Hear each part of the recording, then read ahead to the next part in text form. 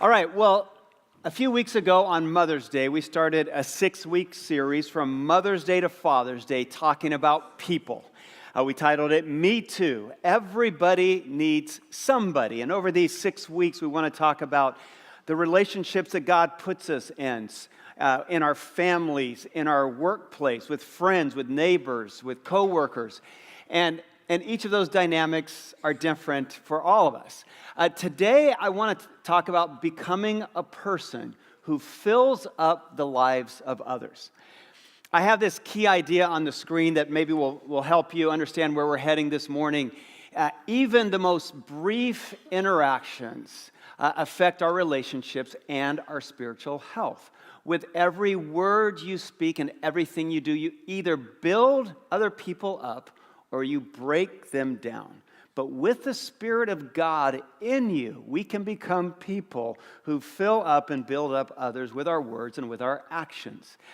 I want to use the analogy and the metaphor of a jar this morning. I may wear it out, but we're going to use jars because the Bible is filled with jar stories and how sometimes jars are empty, and then how God uses people to fill us up and to fill our jars up. We have a great jar story, one of the first ones in 2 Kings chapter 4. So open your Bibles there or just listen as I read. So we read about a widow and a prophet by the name of Elisha. The wife of a man from the company of the prophets cried out to Elisha, "Your servant, my husband, is dead. And you know that he revered the Lord, but now his creditor is coming to take my 2 boys as his slaves." Do you hear the desperation in her words? She owes a lot of money, and it's just not going to be a 200-point dink on her credit score. They're going to take her sons. Verse 2, Elisha replied to her, "How can I help you? Tell me what you have in the house." "Your servant has nothing here at all," she said, "except a small jar of oil." And Elisha said, "Well, go around and ask your neighbors for empty jars. Don't ask for just a few. Then go inside and shut the door behind you and your sons. Pour into all the oil into all the jars, and as each is filled, put it to one side." And she left him and shut the door behind her and her sons. They brought the jars to her, and she kept pouring. When all the jars were full, she said to her sons, "Bring me another one." But he replied, "There's not a jar left." Then the oil stopped flowing, and she went and told the man of God, and he said, "Go sell the oil and pay your debts. You and your sons can live on what is left." And so her life was running on empty. She feels desperate. And then Elisha fills her up. And it starts with a jar. I want to use a jar this morning to talk about how we feel on the inside. Because how we feel on the inside matters to how God uses us in this world. I think everyone carries a jar. Every person, now it's an invisible jar, but let's say everyone carries a jar. And this jar is filled with how we feel. This jar is filled with our emotions. When we feel appreciated, we feel loved. And when we feel loved and appreciated, the jar is full and we feel stronger. But then sometimes the jar is running on empty, and the jar can only fill with bitterness and anger and unforgiveness. And when we're running on empty, when the jar is empty, we feel weak and worthless. When the jar is full, we feel stronger. Some of you here this morning have been living with an empty jar maybe for years. I think any person that has struggled with depression or loneliness knows what an empty jar feels like. The state of our jar matters immensely because whether our jar is empty or full, for example, will affect our marriages. If the jar is filled and we feel loved and appreciated and embraced by another person, then the jar is full and we feel stronger and our marriage is healthy. But if we feel unappreciated, if we feel like the other person is constantly negative and critiquing us and criticizing us, then the jar is empty and we feel worthless. Have you ever been running on empty? Maybe it's been recently, and then someone came along and they praised you and they said something as simple as, "That spreadsheet you turned in was the best we've ever seen at our office. It should be printed and published. You just had your jar filled up. So, and then Elijah does this. In verse 6, we read this, all the jars were full. So how does the woman feel now? She feels stronger. She feels like a better mother. All right, so I said we all go through life with a jar, but we also carry a cup. And the cup is an interesting thing because we can do one of two things with this cup. With this cup, let's say this is someone else's jar, another person.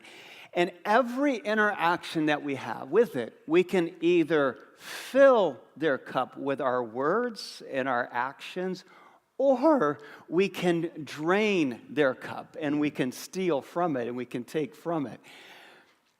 I was trying to explain this whole concept to my wife this last week, and she says, well, I don't get it. Tell me what you're talking about. And I said, well, actually, if I'm going to be honest with you, now that I've been thinking about it, we had a moment this morning.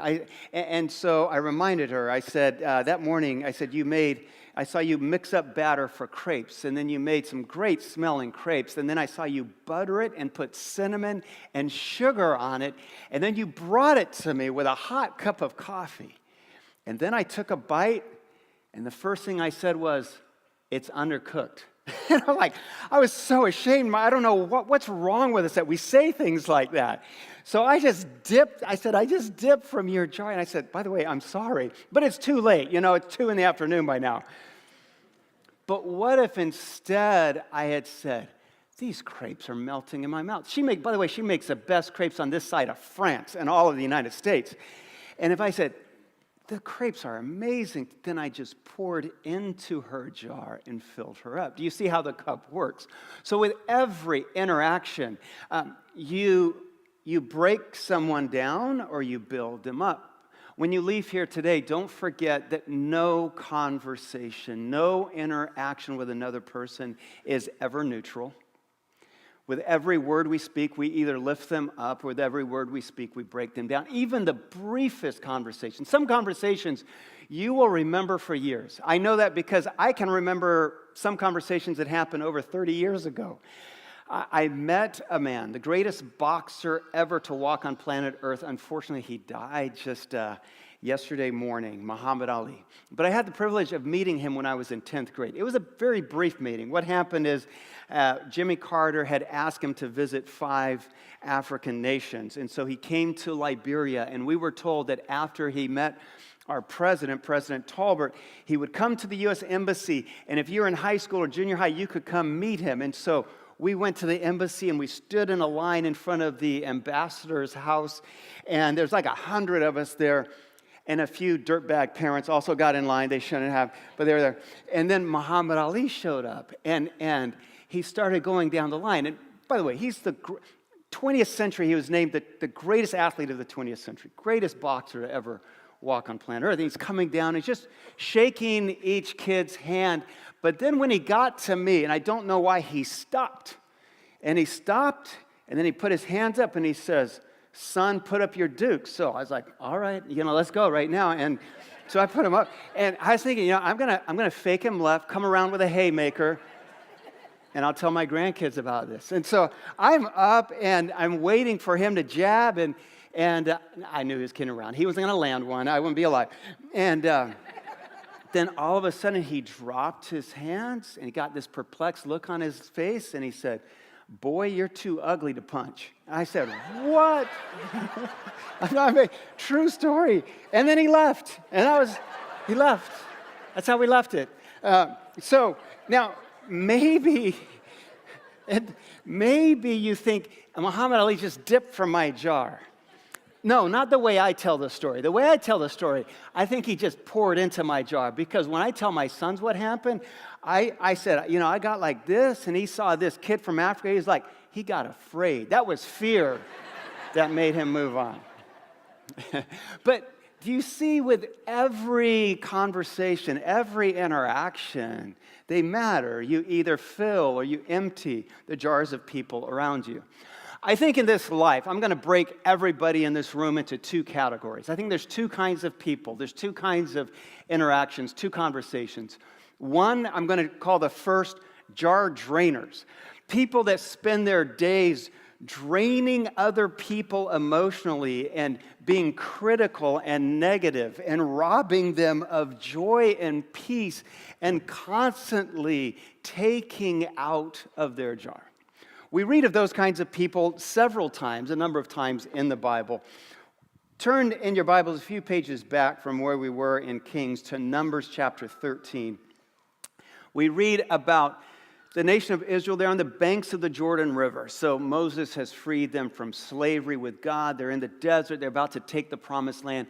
But he decides to send in 12 spies. And here's the report. We have a few jar drainers in the crowd that went. One from each tribe had gone over 12 men. And we read this in verse 30. Caleb said, "We should go up and take the possession of the land, for we can certainly do it." But the men who had gone up with him said, "We can't attack those people. They are stronger than we are." Do you see the negativity there? And they spread among the Israelites a bad report about the land they had explored. They said, "The land we explored devours those living in it. All the people we saw were like great-sized giants. We seem like grasshoppers." Do you hear this? Do you know what all that negativity did? It spread through the camp, and the people refused to cross the Jordan River. Let me ask you this. Do you have people like this maybe in your office? They go cubicle to cubicle with a scowl on their face, and they're complaining, and they're criticizing, they're stirring up trouble, they're creating paranoia. You know those people, don't you? They say that one or two chronically negative people like that can destroy, can poison an entire office. They're like the bird flu. They just keep spreading that negativity. And the thing is, other people start to act the same way. And the thing is, negative thoughts become self-fulfilling prophecies because we live out what we say is going to happen. There's one study done on negative employees in a workplace, and they say that some chronically negative people, it would be better if their supervisors or the company told them to just stay home, because every customer they interacted with, the company lost permanently. This is true. I'm not making this up. Some people are like that. The problem is, I think most of us live in an empty jar world. In our culture, it seems like we tend to point out what's wrong with people or with projects or in things that we're working on rather than talk about what's good. They say that 56% of the American workforce in the last 12 months said that no one in their office ever praised them or recognized their work. 56%. The number one reason that people tend to leave their jobs is because they feel unappreciated. So I said in this world there are people we're going to describe as jar drainers, but then there are also people who fill the jars of others. Okay, we were in 2 Kings chapter 4, and Elisha, in my opinion, is a jar filler. Elisha said, "Go around and ask all your neighbors for empty jars, and don't just ask for a few." And then in our story about Caleb, I think Caleb was a jar filler. Then Caleb silenced the people before Moses and said, "We should go up and take possession of the land. We can do it." I love that line. Underline that. Paul in the New Testament, 1 Corinthians chapter 5, says, "Encourage one another and build each other up, just as, in fact, you are doing." I think in this world, as I say, there are people who are chronically negative, and then there are people who are encouragers of others. I'm going to break them down into two categories. I'll call them healthy people and toxic people. Healthy people I'll describe as they compliment others. They live with a sense of gratitude. They read every day. They praise others.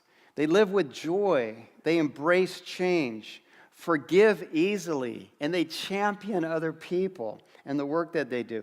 But then the other category that I have here is toxic people.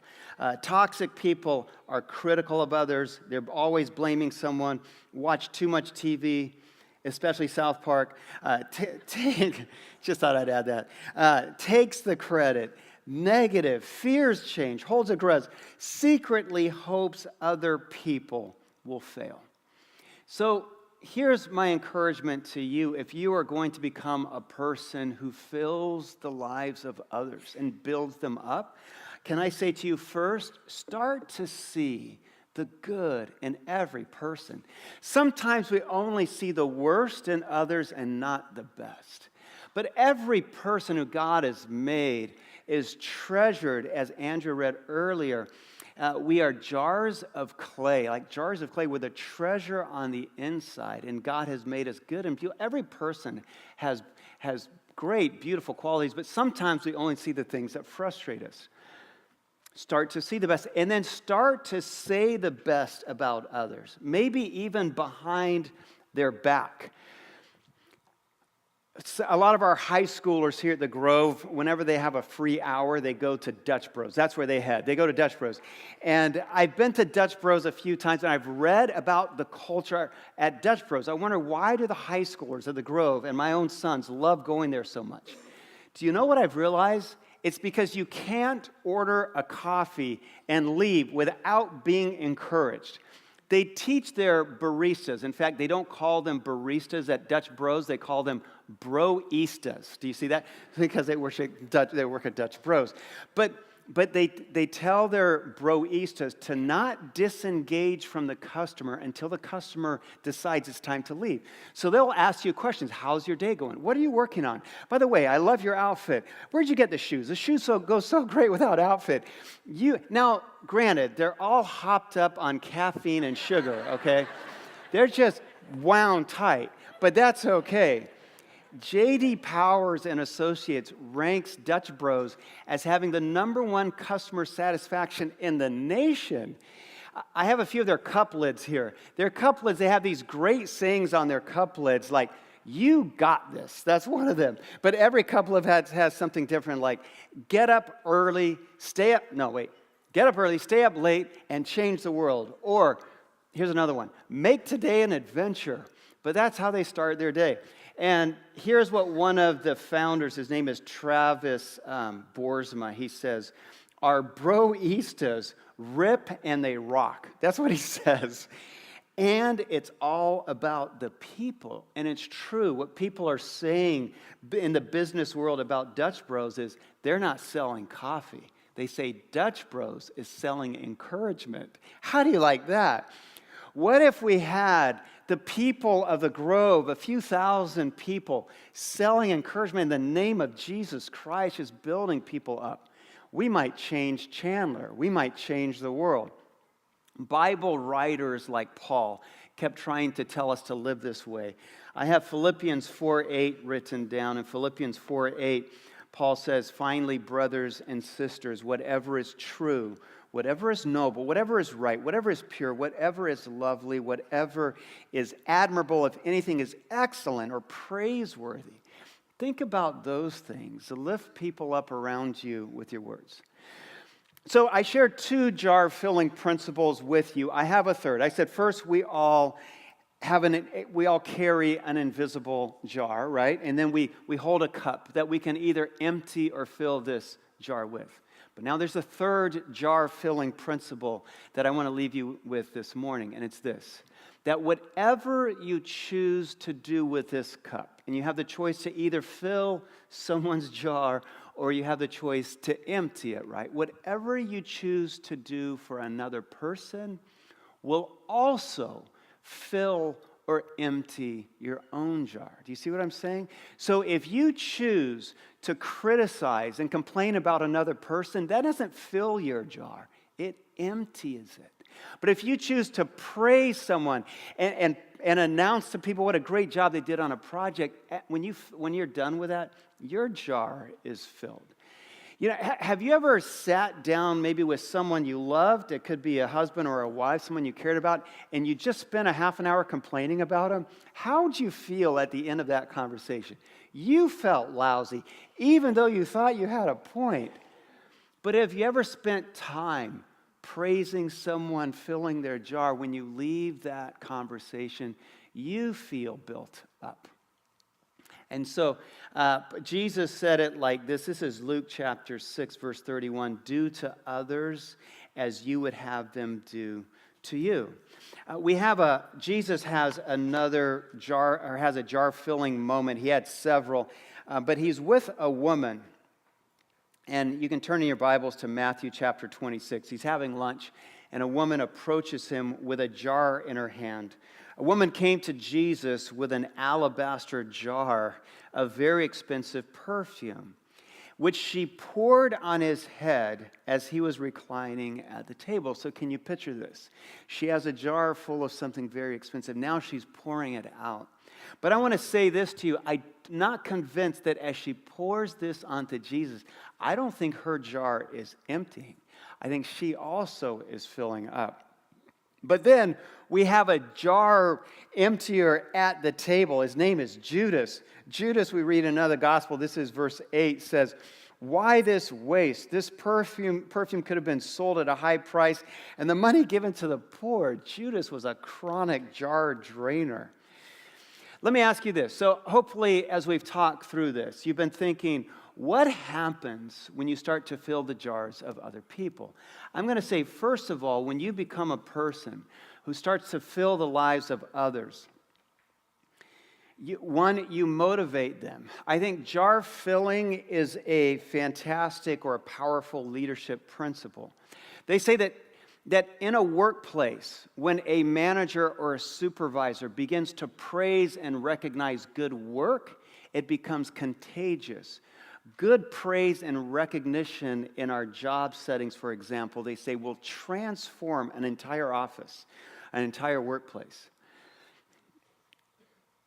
They say that the more people are praised, the higher their loyalty is to that company. Some managers I've read go around and they say this to their employees. They say, I've been hearing good things about you behind your back.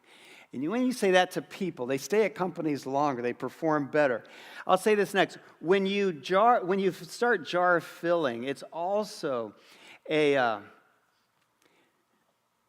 way to, let me go back one. When you jar fill, it's a statement of optimism. I think I want to remind you that optimism and faith go hand in hand. In Numbers chapter 13, where we read about Caleb having faith, or saying, let's go take the giants. This is not just glib optimism. In my opinion, Caleb has faith, is optimistic because he knows that God will show up.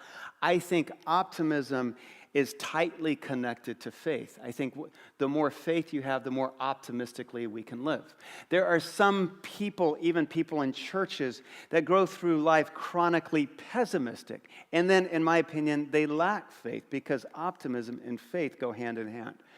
I'll share one quick example with you. When we were beginning to raise money to build this part of our campus, this building, we started about 4 or 5 years ago.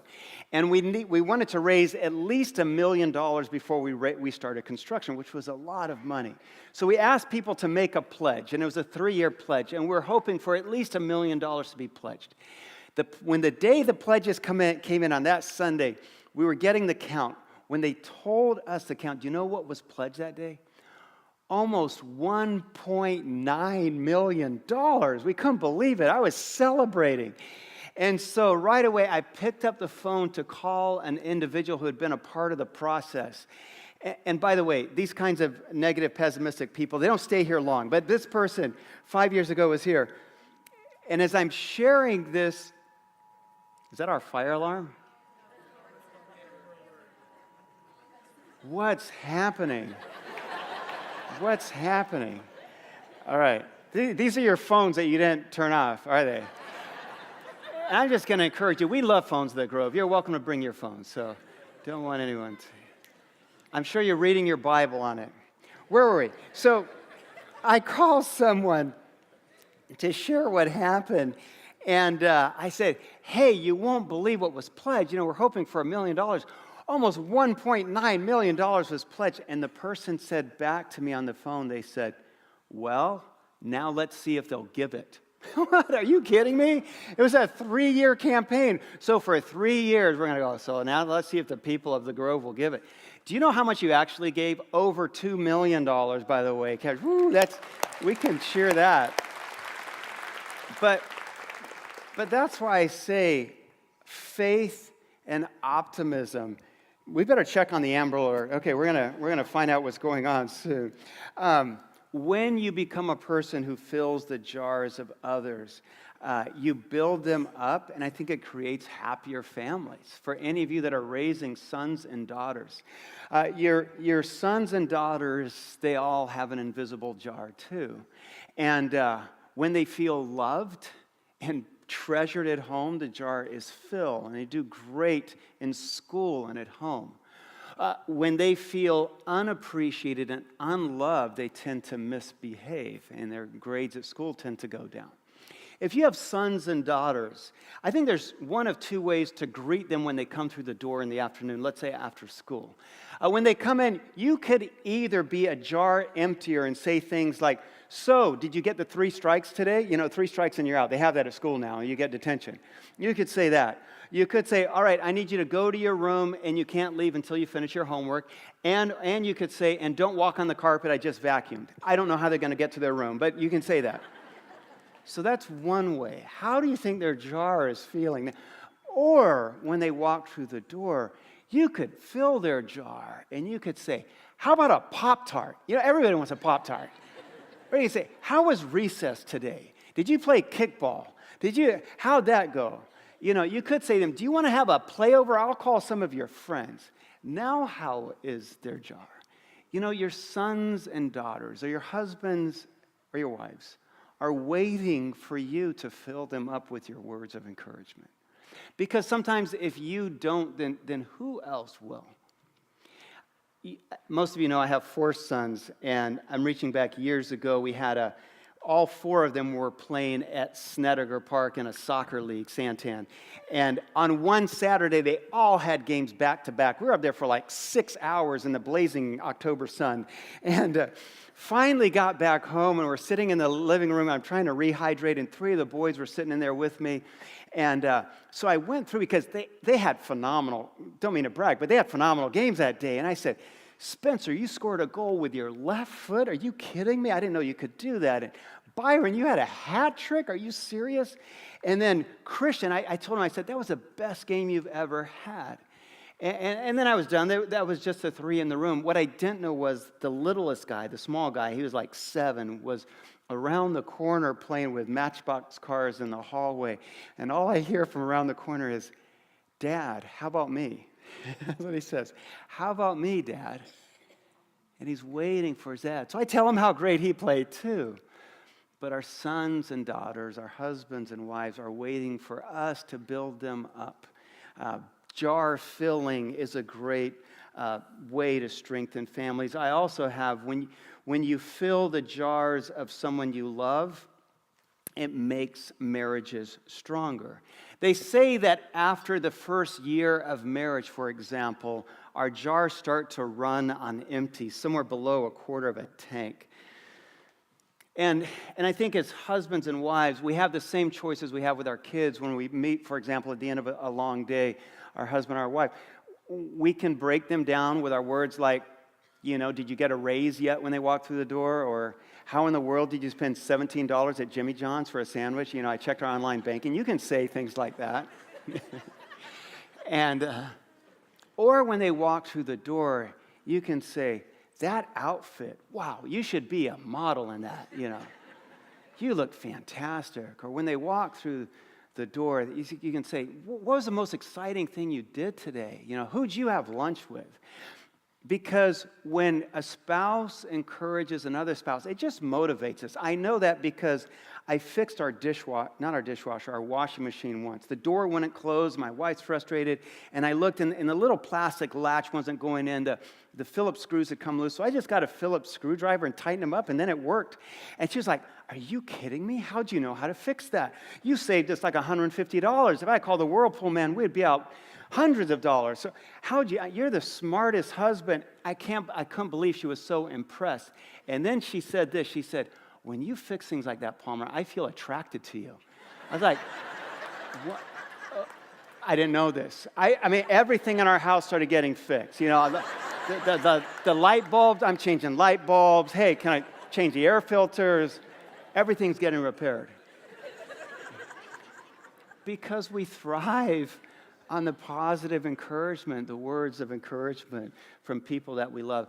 Husbands and wives, here's the ratio. And this is based on a study of 700 couples. Our ratio needs to be at 5-1.